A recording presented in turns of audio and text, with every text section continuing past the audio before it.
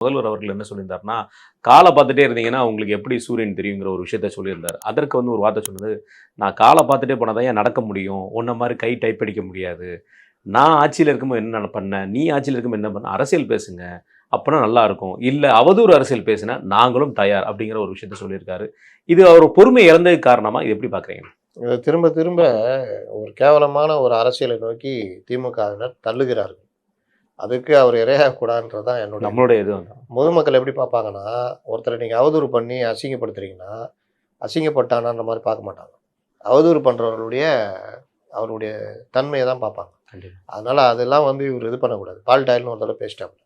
அப்பவே நாங்கலாம் சொன்னோம். அவர்கள் தரம் இறங்குறாங்கன்னா, இந்த சைடு இறங்கக்கூடாது. அதுவும் ஒரு முதல்வர் பொறுப்புல இருந்தவரு, அது ஒரே ஒரு தடவ தான் சொன்னாரு. அப்புறம் இது பண்ணல.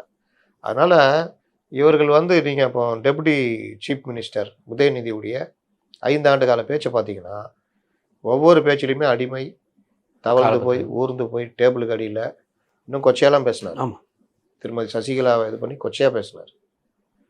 அப்போ இதெல்லாம் அவர்கள் ரசித்துக் கொண்டு அவர்களுக்குள்ளேயே பேசிட்டு இருக்கிறாங்க. இதுல 5 ஆண்டு கால இவருடைய பேச்சு பார்த்தீங்கன்னா, இவர் கலைஞரின் பேரனாக இளம் பெரியார் எல்லாம்னா, ஒரு தெளிவான ஒரு விஷயமும் ஏதோ கொண்டு போயிருக்காரா அப்படின்னு பார்த்தா இருக்காது. எதுவுமே இல்ல. திராவிடத்தை மறந்து விட்டார்கள், கொள்கைகளை மறந்து விட்டார்கள் இவர் போய் பேசுவாரு. அங்க போய் அந்த கூட்டத்துல இவரும் இதுதான் பேசுவாரு. திமுகவினருக்கும் பேச வராது. பேச